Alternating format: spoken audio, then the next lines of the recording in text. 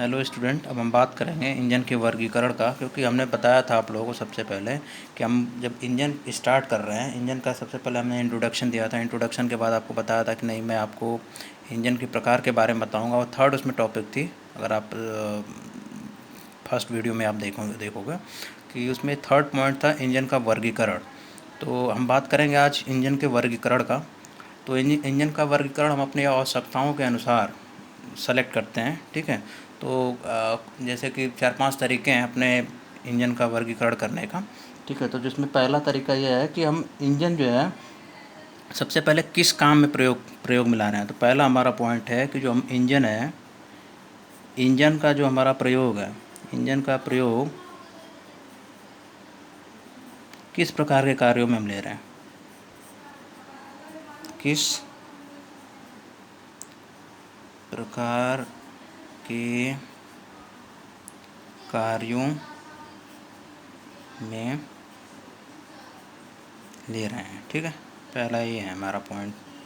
दूसरी चीज़, तो दूसरे पॉइंट की बात करेंगे तो हम बात करेंगे कि भाई इंजन किस प्रकार के फ्यूल से चल रहा है। इंजन जो है किस प्रकार के फ्यूल से, मतलब वो कौन सा फ्यूल है जिसके माध्यम से हम इंजन को चला रहे हैं। तो इंजन किस ईंधन के माध्यम से चलाया जा रहा है, ये हमारा दूसरा पॉइंट है। तो इंजन किस ईंधन से, आप लोग नोट भी कर सकते हैं, चलाया जा रहा है, ठीक है। दूसरा पॉइंट है, इससे इसका वर्गीकरण हम कर सकते हैं। तीसरा पॉइंट इसका आता है इंजन में किस प्रकार की कूलिंग सिस्टम है। इंजन हमारा जो है बना हुआ है, इंजन में जो हमने कूलिंग सिस्टम किस प्रकार का है। मैं कूलिंग सिस्टम के बारे में आप लोगों को बताऊंगा कौन सा कूलिंग सिस्टम हम यूज़ कर रहे हैं, ठीक है।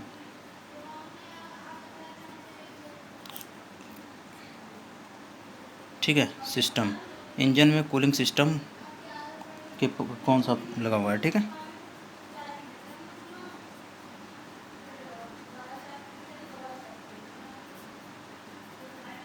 ये हमारा तीसरा पॉइंट हो गया।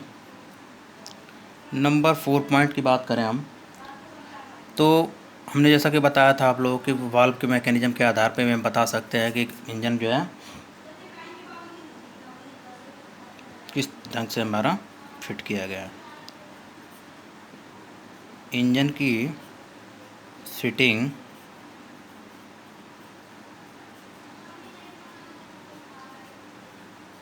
वाल्व के आधार पर, ठीक है।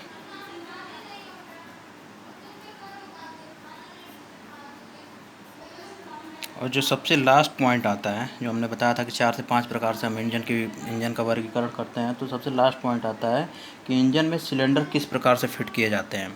तो इंजन में सबसे लास्ट पॉइंट है, इंजन में जो हमारा सिलेंडर होता है किस प्रकार से फिट किया गया से फिट किया गया है,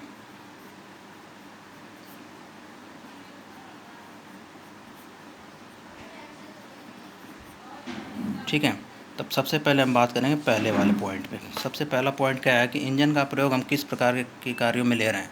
तो एक तो होता है इंजन का हम प्रयोग करते हैं भाई, लो स्पीड पे हमें काम करना है, या हाई स्पीड पे काम करना है, या वेरिएबल स्पीड पे काम करना है, या एकदम एक सिमिलर स्पीड चाहिए होती है, उस पर हम काम कर रहे हैं। तो सबसे पहले हम बात करेंगे, अगर इंजन का प्रयोग हमें किस प्रकार के कार्यों में कर रहे हैं, तो इसमें भी ये 2 प्रकार की होती हैं। हम अपने कार्यों के अनुसार हम इसको यूज़ करते हैं। पहला आता है वेरिएबल, मतलब वैरी करना, स्पीड वैरी कर रही है तो वेरिएबल। चूँकि वेरिएबल इंग्लिश वर्ड है, इसको हम देख सकते हैं वेरिएबल। वेरिएबल नाम से पता लग रहा है कि वेरिएबल स्पीड इंजन,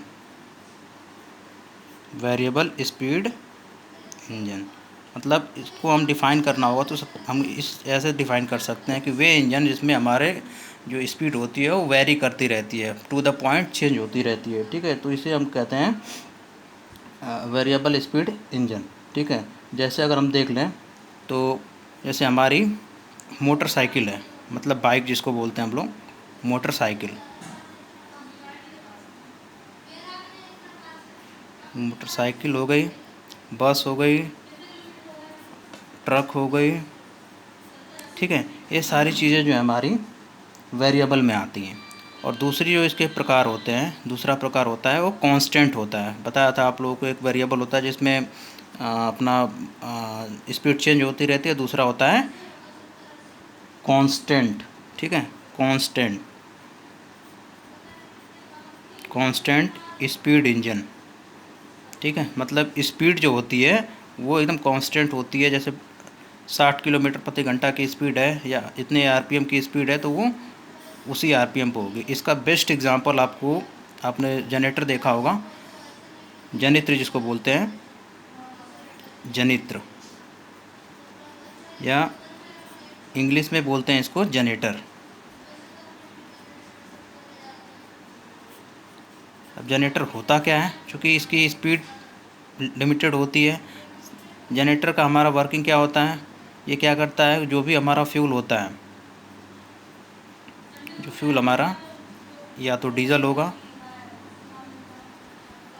मैं मोस्टली हम डीजल यूज़ करते हैं, तो डीजल क्या होगा, मैकेनिकल एनर्जी को, डीजल के मैकेनिकल एनर्जी को, जो भी हमारा फ्यूल हम यूज़ कर रहे हैं, ठीक है, इसमें क्या करेगा, मैकेनिकल एनर्जी, मैकेनिकल एनर्जी मतलब यांत्रिकी जो कार्य होते हैं हमारे, मतलब हम कुछ उसमें मेहनत कर रहे हैं, कुछ वर्क डन कर रहे हैं, तो यांत्रिकी जो हमारा काम होता है, यांत्रिकी कार्य को ये इलेक्ट्रिकल एनर्जी, डबल ई से बोल सकते हैं, शॉर्ट फॉर्म में M E, conversion of double E, double E का मतलब इलेक्ट्रिकल एनर्जी, ठीक है। ये क्या करता है कि मैकेनिकल एनर्जी को इलेक्ट्रिकल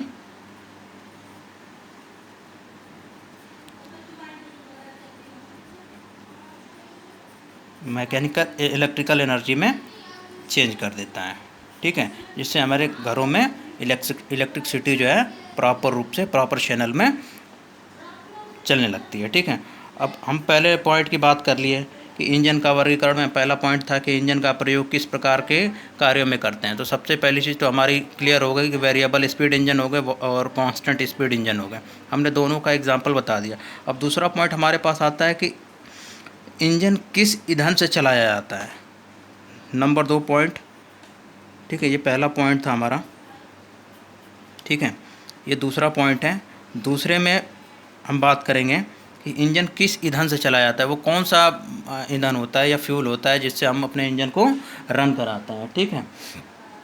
तो इसमें जो मेन हमारा ईंधन होता है वो आप लोगों को पता है। अगर हम SI हमारा इंजन है, SI इंजन तो हमारा फ्यूल का मीडियम जो होता है पेट्रोल होता है, सभी को पता है ये, ठीक है। और अगर CI इंजन है, CI इंजन हमारा होता है तो उस समय हम डीजल उपयोग करते हैं, ठीक है। इन दोनों के अलावा भी जैसे CNG हो गया, LPG हो गया, ठीक है, ऑटो गैस हो गई, ये सारी चीज़ें हैं जिसके माध्यम से हम अपने गाड़ियों को रन करा सकते हैं, चला सकते हैं, ठीक है। ये तो हो गया हमारे 2 पॉइंट। अब तीसरा पॉइंट हमारा आ गया, तीसरा पॉइंट यहाँ पे देख लो, 2 पॉइंट तो हमने देख लिया। अब तीसरा पॉइंट आ रहा है कि इंजन में कूलिंग सिस्टम कौन सा लगा हुआ है। तो ये इंजन का जब हम वर्गीकरण करते हैं तो इंजन के कूलिंग सिस्टम के माध्यम से भी हम इसके वर्गीकरण को प्रदर्शित कर सकते हैं। जैसे पहला हो गया वाटर कूलिंग सिस्टम, पहला हो गया वाटर कूलिंग सिस्टम, ठीक है। वाटर कूलिंग सिस्टम का मतलब ये होगा कि मेन इंजन को ठंडा करने के लिए जो हमारा मेन मीडियम जो होगा वो वाटर होता है। वाटर के माध्यम से वाटर हमारे पूरे इंजन में सर्कुलेट होता है, circulation of water into the whole engine, पूरे इंजन में हमारे वाटर की सप्लाई होएगी, वाटर सर्कुलेट होता रहता है। सर्कुलेशन के फलस्वरूप क्या होगा कि जो भी हमारे इंजन के अंदर से हीट प्रोड्यूस हुई रहती है तो वो वाटर के कांटेक्ट में आने के बाद धीरे धीरे उसको, चूँकि ये सर्कुलेट होता रहता है तो जो भी उसकी गर्माहट होती है वो इंजन से बाहर की तरफ ले जाता है। और इसी में आता है दूसरा पॉइंट हमारा एयर कूल्ड सिस्टम, मतलब हमारा मेन जो मीडियम हो गया ठंडा करने का हमारे इंजन को, वो हो गया हमारा एयर। ठीक है, अब क्या होता है कि इसमें हम क्या, इसमें तो वाटर जैकेट हमने यूज कर लिया, वाटर जैकेट बना देते हैं पूरे इंजन के आसपास में जो है किनारे किनारे वाटर जैकेट हमने बना दिया। अब इसके लिए हमें क्या करना पड़ेगा, तो इसके लिए हमें अंदर से जो हीट होती है हमारे इंजन के अंदर, तो उस हीट को निकालने के लिए हमें फिन्स लगानी पड़ती है। ठीक है, फिन्स लगानी पड़ती है। फिन्स के माध्यम से हम जो भी हीट होती है, वो हीट एनर्जी जो होती है वो एटमॉस्फेयर में चली जाती है। एटमॉस्फेयर मतलब वायुमंडल को चली जाती है। ठीक है, 3 पॉइंट हमारे कंप्लीट हो गए। अब नंबर 4 पॉइंट हमारा क्या है कि इंजन की फिटिंग वाल्व के आधार पे हम करते हैं। ठीक है, इंजन में फिटिंग जो होती है वाल्व के आधार पे होती है। तो इसमें सबसे पहला होता है, इसमें पहला है ओवरहेड मैकेनिज्म। ओवरहेड मैकेनिज्म के माध्यम से हम वाल्व की फिटिंग के आधार पे इसका वर्गीकरण कर लेते हैं। और नंबर दूसरा पॉइंट आता है इसका, एक ही मीडियम होता है इसका, वो इसके 2 नाम होते हैं, ओवरहेड मैकेनिज्म हो गया या साइड वाल्व मैकेनिज्म के नाम से भी जाना जाता है। ठीक है, तो 4 पॉइंट हमने देख लिया। और सबसे लास्ट पॉइंट होता है इसका, सबसे लास्ट पॉइंट हमारा ये है कि क्या है, सबसे लास्ट पॉइंट नंबर 5, इंजन में सिलेंडर किस प्रकार से फिट किया गया होता है। तो सबसे लास्ट पॉइंट हमारा है कि इंजन में हमारा जो सिलेंडर है उसकी फिटिंग का क्या अरेंजमेंट है, कैसे फिट किया जाता है। तो इसके लिए हम नंबर 5 पॉइंट पे बात करेंगे जब, तो हम इसमें सिलेंडर कैसे लगा है, या तो सिलेंडर इसमें लगेगा इनलाइन, या फिर लगेगा इसमें रेडियल मतलब त्रिज्या रूप से रेडियल ही लग गया, या रेडियल या अपोज लगे होते हैं। ठीक है, तो इसी के द्वारा हम देख लिए कि भाई हमारा इंजन का वर्गीकरण हमारा यहीं पे कंप्लीट हो जाता है। तो इस चैप्टर के हमारे जो मेन पॉइंट्स थे, इंजन होता क्या है, ठीक है, इंजन का वर्गीकरण, इंजन के प्रकार, ये सारी चीज़ें हमने पढ़ लिया। ठीक है, अब आगे हम लोग पढ़ेंगे जो हमारा हमने बताया था आपको 2 स्ट्रोक इंजन। नेक्स्ट जो हमारा टॉपिक होगा 2 स्ट्रोक, 4 स्ट्रोक इंजन के बारे में हम पढ़ेंगे। ठीक है, इनके क्रियाविधि के बारे में, क्लासिफिकेशन, सारी चीज़ों के बारे में नेक्स्ट जो हमारी वीडियो आएगी उसमें हम इस चीज़ को पढ़ेंगे। धन्यवाद।